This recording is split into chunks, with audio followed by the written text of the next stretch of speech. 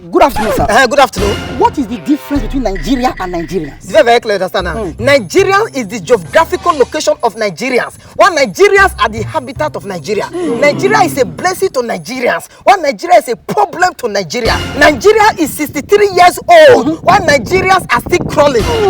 They have failed!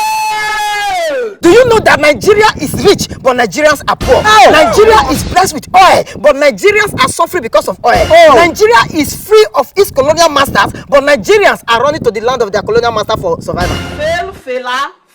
Nigeria have leaders, but Nigerians lack leaders. Nigeria have a great future, but Nigerians are so myopic to picture the future. Nigeria is blessed with mineral, but Nigerians are suffering from political diabetes. My brother, do you know that as I speak to you now, the person that sang the land is green is no longer in the land. She's in another land looking for greener pastures.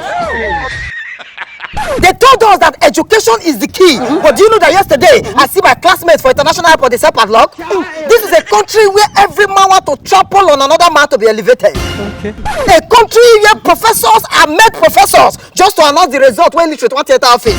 As I speak to you now, do you know that the salary of an average policeman is 50 liters of fuel? From here to Shogotendo, that be the salary. My brother, do you also know that the salary of a soldier man is not enough for him to go and see his family to and fro? As I speak to you now, our scholars are flying out, our engineers are flying out, our doctors are flying out, our professors are flying out, our graduates are flying out, and still the economy of this country is yet to take off. As I speak to you now, 3 sets of people are left in this country. Those who are running, those who are running for election, and those who hit the ground running. Do you know that we are no longer a country? We are now a group of people waiting for their visa to come out. So you mean this full Nigeria now na embassy? Yes, those who remain and those who they deny. Get out of here. My brother, Nigeria is blessed, but Nigerians are wicked. Every man is waiting for the next man to fail, and yet you want the country to succeed. Wickedness, bitterness, self-entitlement, immediate gratification is the fastest mobilization to corruption. You don't need transport. I want to harvest you.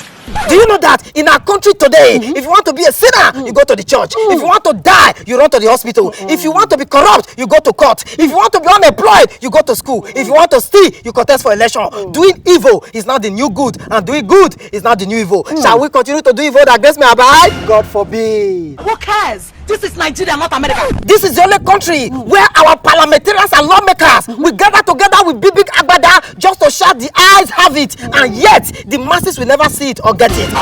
In those days, God will send his prophet to go and warn and advise kings and leaders. But in our time, our leaders are the ones advising our prophet from spiritual pulpit to political pulpit.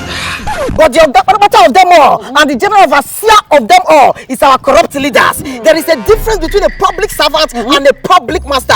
When a public servant becomes a public master, then absolute power corrupt absolutely. Do you know that before this country was created, corruption was created, and on the altar of corruption was this country created? Our colonial master were smart enough to have left us in a humpity-dumpty situation. But today, it's still a big shock today that we are still striving. We are even 63 years old, going to 64.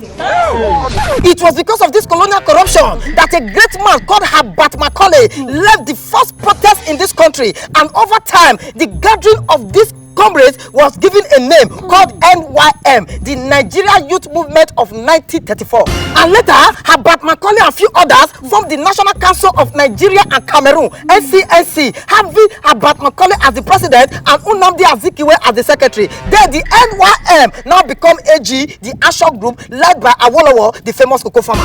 And the struggles of this group led to the manifestation of the Richard Constitution of 1945 to 1954 that gave birth to Nigerians into 3 majorities: the Northern, the Western, and the Southern Protectorate. And so we had the NPC, the Northern People's Congress, led by Sir Ahmadu Bello for the North, and then we had the AG, the Ashok group, led by Awolowo for the West, and then we had the NCNC, the National Council for Nigeria and Cameroon, led by Nnamdi Azikiwe for the East. And this gave rise to the John McPherson Constitution that introduced the general election. And later, we had the Lignity Constitution of 1954 that led to decentralizing the government and making Nigeria a federal system of government. The first election was conducted in 1959. We had the MPC and the NCNC coalition automatically made AG, the Action Group, a major opposition party. Because of the coalition, they won. And this gave birth to Sir Tafawa Balewa as the Prime Minister, still under the tutelage of the Queen, and Nnamdi Azikiwe as the Governor General, because of the MPC and the NCNC coalition. You see? Wait, may I go wash my eyes? My brother, this did not end well, because the MPC later hijacked the government from the NCNC, which means there was crisis between the MPC and the NCNC as leaders of one government. And on the other hand, there was crisis in the AG, the Action Group, between Akintola and Awolowo. So the Prime Minister then, Tafawa Balewa, declared a 6-month state of emergency in the West, and later it got to the imprisonment of Awolowo and Teni Enahoro and few others, which means there was crisis all over the country as planned by the colonial masters. You get it? So now, my brother, you can see that in this country, before Nigeria was bettered, corruption was bettered. All this and many more, they don't want you to know, and then they scrap history from our curriculum so that you will not know the root of your problem. If you don't get it, forget about it. My brother, we were born and raised in corruption. What we need in this country is a political messiah, and then every messiah must have believers, which is the people. If you have this generation and you think you have seen corruption, that means you have not read or listened to the story of the flamboyant Okotiebo. So my fellow Nigerians, it is the people that will define themselves for themselves, so that they will not be swallowed up by political fantasies. It is time for you to know that you are the change you seek. It is time for us to quit the game blame and be the change. It starts for me and you. My brother, according to Joseph de Maistre, and I quote, every country has the government it deserves. So corrupt leaders is the government of them all. Corrupt leaders is the general overseer of them all. Corrupt leader does not live abroad. It lives in greed, wickedness, self-entitlement, and immediate gratification. Thank you. Thank you. Don't kill this man with grammar.